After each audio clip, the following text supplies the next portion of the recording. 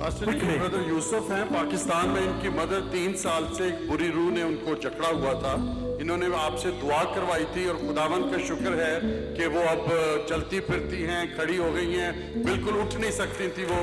Perfectly alright. कितने लोगों को पता है कि खुदावंद Pakistan, India, Nepal, America, Canada हर जगह छू सकता है?